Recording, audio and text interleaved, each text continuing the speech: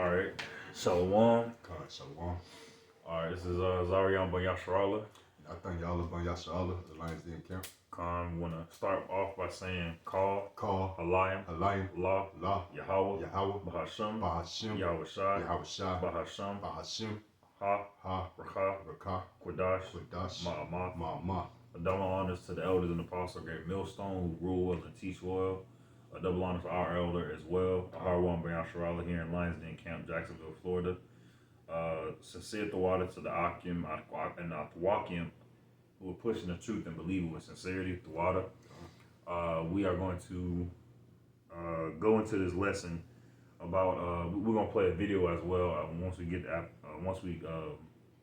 read a few scriptures about how these churches are trying to mold themselves into better businesses. So we're going to go into that. We're going to bring out that first scripture. This is Revelation 16 and verse 13. And I saw 3 unclean spirits like frogs come out of the mouth of the dragon, and out of the mouth of the beast, and out of the mouth of the false prophet. And that dragon and the beast is speaking on is the NATO and the EU. All right, and those 3 unclean spirits would be the military, the religion, all right, and the central banking, being the money, all right, which let's continue on, verse 14. And really quick before you continue, the main unclean spirit that we're going to be talking about is their religion. Correct. All right, because we already know, the military is falling. Their monetary, the banking system is falling, and their religion also is falling as well. So we're gonna play a clip after we get done with this scripture. Verse 14, because the reason why we bringing this out, because like the brother said, man, it's all falling and it's all coming to pass. The Lord is judging, all right, those 3 unclean spirits, all right, and ultimately you got to think of when the church, this church started from, man, which was 325 AD in the Roman Empire, all right, through the Council of Nicaea, all right, where they created religion, mainly Catholicism, where you have the structure of this business, Verse 14 in Revelation 16 and 14, for they are the spirits of devils working miracles, which go forth unto the kings of the earth and of the whole world, to gather them to the battle of that great day of Yahweh, Hashem Yahweh Shai Almighty. So man, they all they've been cast out through the 4 corners of the earth, through the whole world, man. This wine, this philosophy, this deceit, this hypocrisy, when it comes to the knowledge, wisdom, and understanding of our Lord. And the Lord has pretty much had had it, all right, because the true prophets is out here, and according to Matthew 24:14, what the gospel and truth shall be preached through the earth, and then the end shall come, and now we're at the end, so the brothers go play the snippet of this little video, and we'll get into it. Hopefully they'll be able to see it. Well, good morning, everyone. Thank you for being with us live here in person and online. Today, he leads Mosaic Church, a Christian community of some 500 congregants. Hey, you enjoying church this morning? How was that? Enjoyed it. See y'all? He did it in part by buying up a former Kmart and slowly converting it into a church. Hey, Miss Bertha, how are you? But he wouldn't have made it if he hadn't also done something unique. Opened up a for-profit coffee shop in the lobby and taken on tenants next door, so far a fitness center, with plans to add a grocery store next year.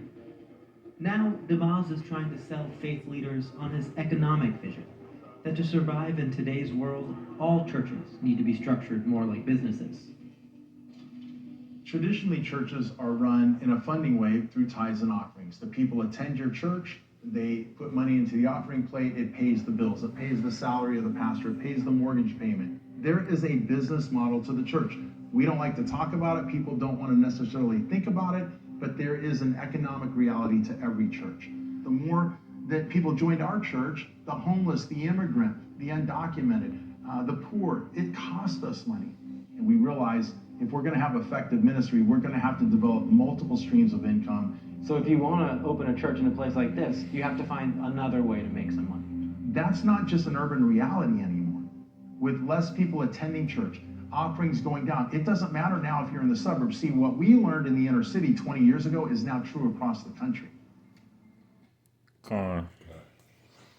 Right. So, and like you said, they and later on in the video, they showed a bar, like bars and graphs about how church attendance has went down the past few years because people in this society now they've fallen out of that they're falling out of that sleep, so to say. So they start to wake up and realize that this place is not their rest. They start to realize the folly of America. All right, they start to wake up from the American dream. And with that, I want to get John chapter 2, verse 13. It says, "And the Jews' Passover was at hand, and Yahushua went up to Jerusalem and found in the temple those that sold oxen and sheep and doves and the changers of money sitting. And when he had made a scourge of small cords, he drove them all out of the temple, and the sheep and the oxen, and poured out the changers' money, and overthrew the tables. And said unto them that sold doves, Take these things hence, make not my father's house an house of merchandise. And his disciples remembered that, it was written, The zeal of thine house hath eaten me up. And the main point was in verse 16 when he said, "Make not my father's house a house of merchandise." All right, and as he said people don't want to talk about it, but that's what we have to do. You don't make not my father's house a house of merchandise. And the irony is the fact that he bought an old Kmart. All right, like knowing that you don't need all that. Oh, yeah, big business. Right, a big business. All right, and even more ironically, Kmart went out of business.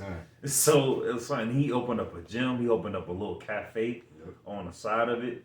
All right, that's and he says, it's so that way he could keep up the church. Is it really to keep up the church that way you can continue to minister on the people and truly save souls, or is it to keep up the church and put money into your pocket? Right, because hey, the more lavish it looks, all right, the more people be drawn into it.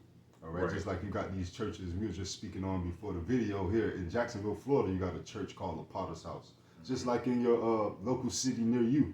All right, in Jake neighborhood, outside of Jake neighborhood, you got these big mega churches, man, who is all about money. Even in the sheepfold, man. I'm gonna go ahead and get that Matthew real quick. That's why is the even in the sheepfold, man, you got these fake Hebrew Israelite camps who carried that Christianized mindset, right? These Christian teachings and heresies into the truth, man. Like the IUICs, the ISUPKs, who run they program ultimately like a church, all right? It's modeled clean cut right off of a church. They got the IUIC, they got their own record label. All right, and I just those many businesses. And again, I don't say again, but of course, there's nothing wrong with making music, and you want to make music to help your people. But their doctrine is off, so that means that their music is going to give off an uncertain sound. All right, they're leading people astray, and they're causing a lot of blood upon their hands, man. Because again, broad is the way. All right, but there's only one way to Yahweh Ba'ashem Yahweh Shai. But everybody want to go about their own way, their own form of righteousness. Right. You got it out. This is Matthew chapter 7, verse 13. Enter ye in at the straight gate, for wide is the gate, and broad is the way that leadeth to destruction, and many there be which go in thereat.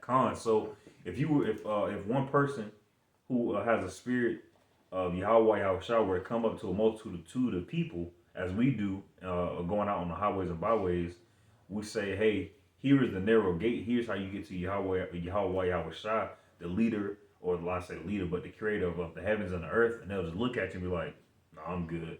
But when a man of high stature in this society, right? He will, I got a gym, a building, I got a building. It used to be an old Kmart. I got a little cafe set up.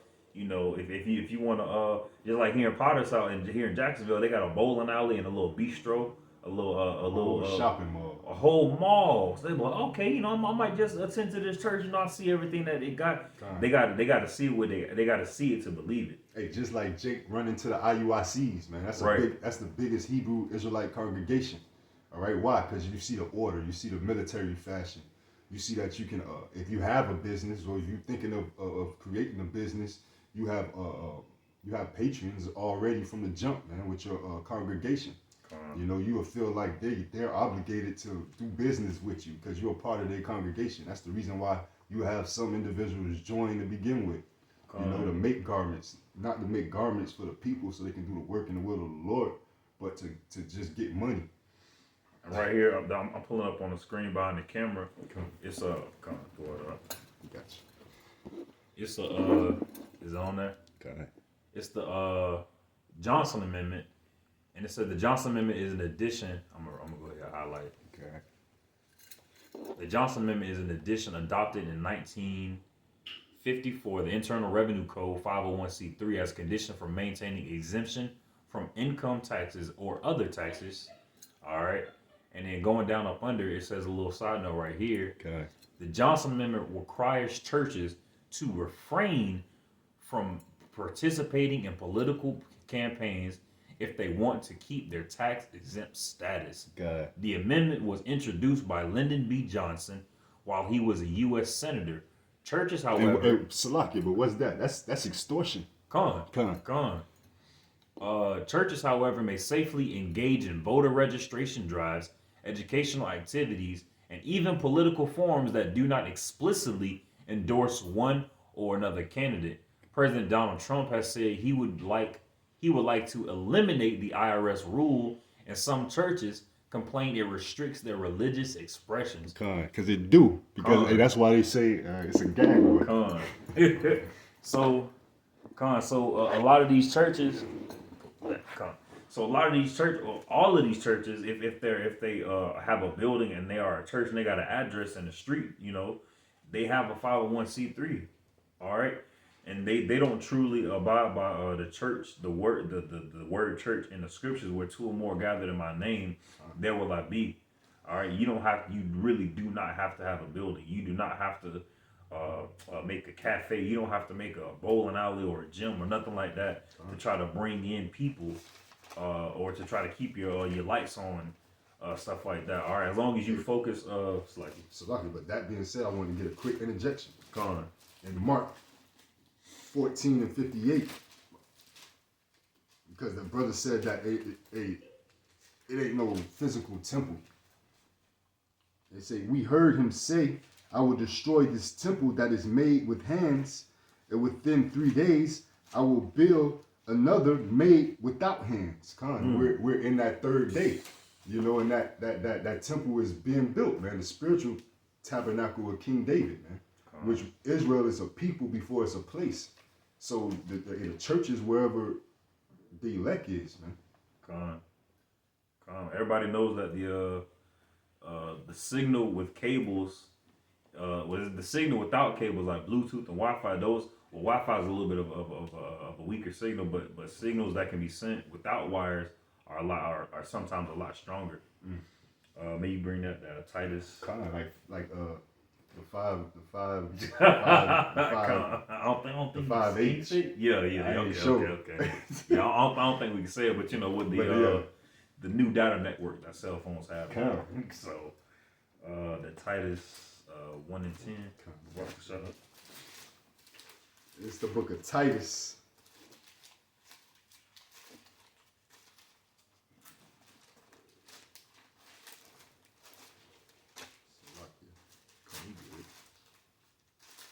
Small book.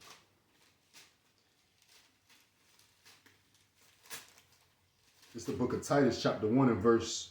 You want me to start it? Chapter 1, verse 10. Verse 10.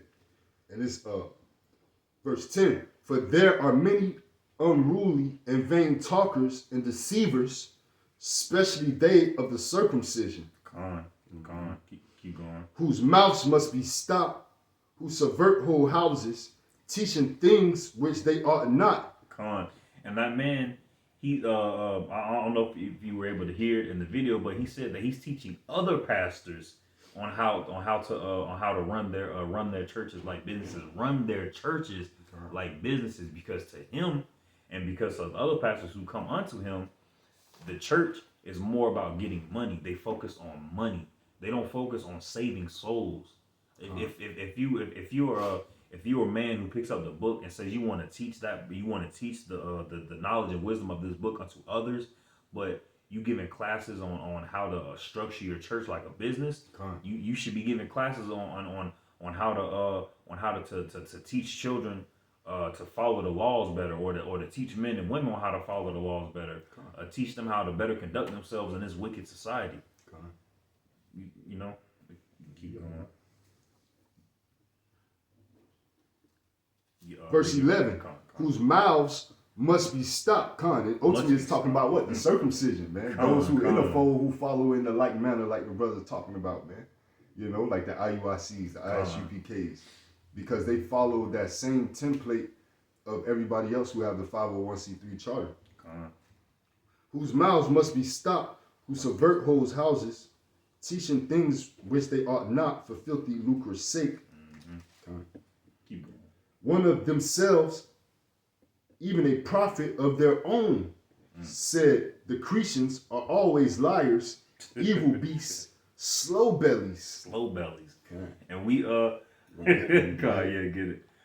Slow bellies is two of the words in that definition, or We're gonna get it in Titus in the blue letter. When you look up that slow bellies, what it goes into in verse 12. Well, the scriptures cut. The scriptures really, really cut. Slow bellies.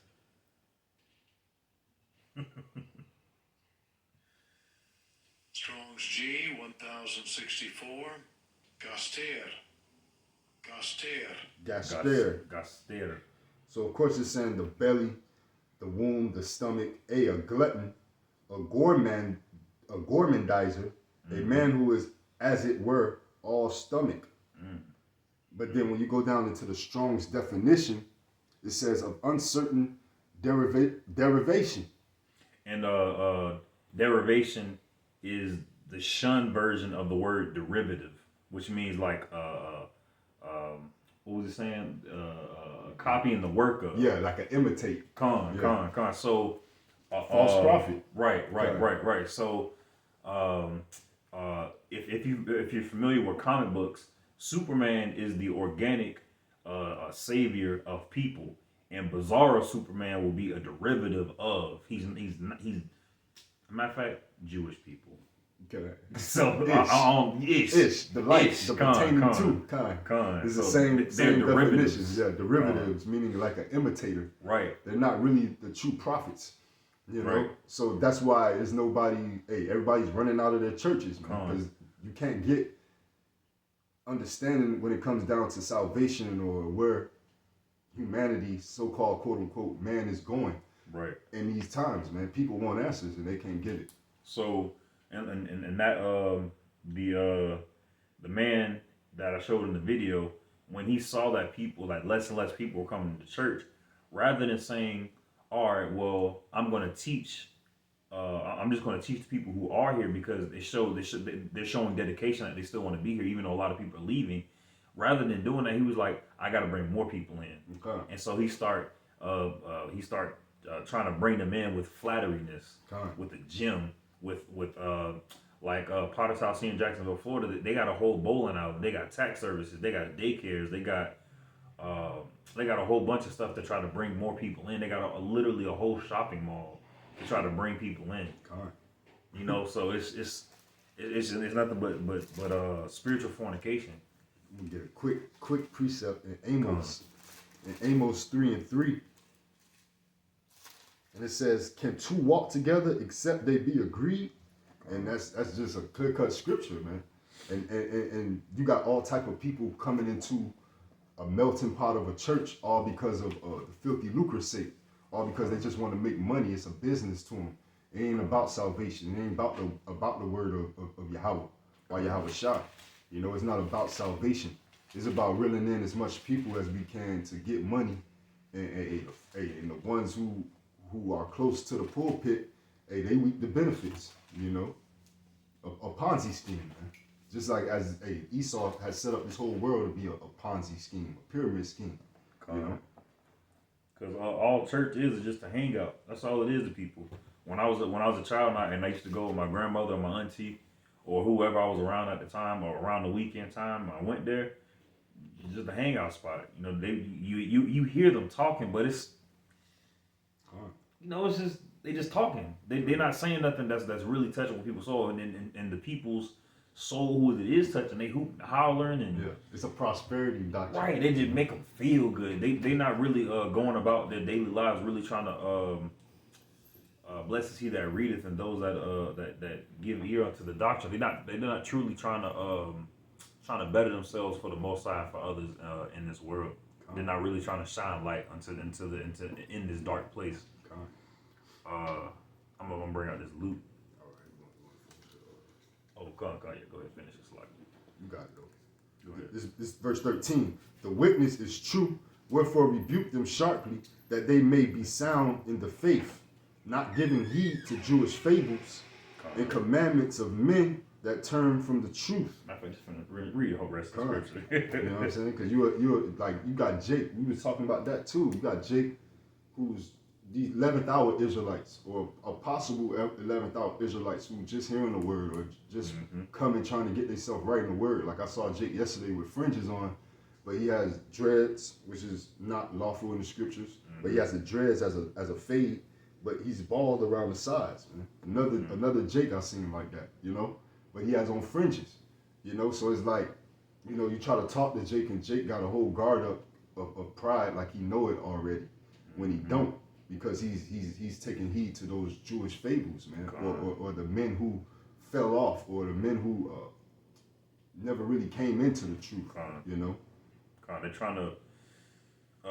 He and I were just talking about this. It's a lot of Instagram Israelites that they try to make up their own doctrine. They try to be like, oh, like they the man, right? You know, like it's not cool to have an elder.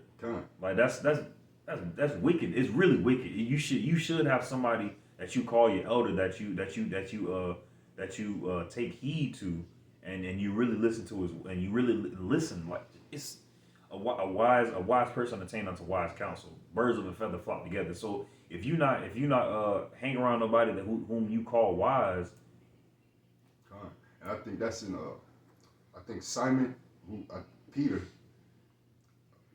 I want to say Salaki if I'm wrong, but he was asked to read the scriptures and give an answer, and he said, "How could I read it unless a man instruct me, a man teach me, man?" You know, roughly paraphrased. And that's what's the a foolish man is considered wise when he don't say anything. All right, so it would be better for these people to just shut the hell up and really listen. Really listen. And try to, you know, do the mathematics. I call it mathematics through the spirit, and make things got to add up, man. When it comes to the spirit of the Lord, the words men teach, you know, and that from the apostles of Great Millstone and our elder of this camp, all right.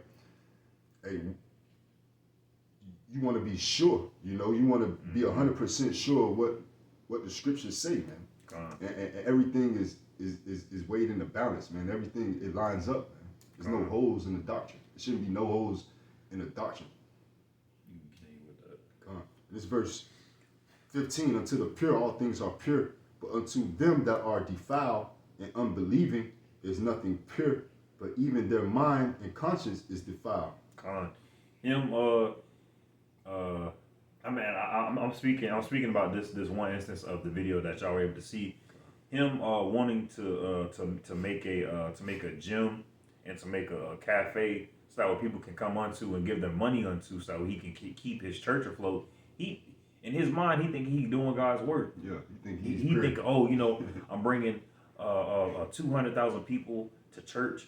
Oh yeah, you know, jobs. Yeah, you know, making stuff making like jobs. That is what God care about. And our elder tell us that all the time, man. Lord don't care about how many old people you walk across the street.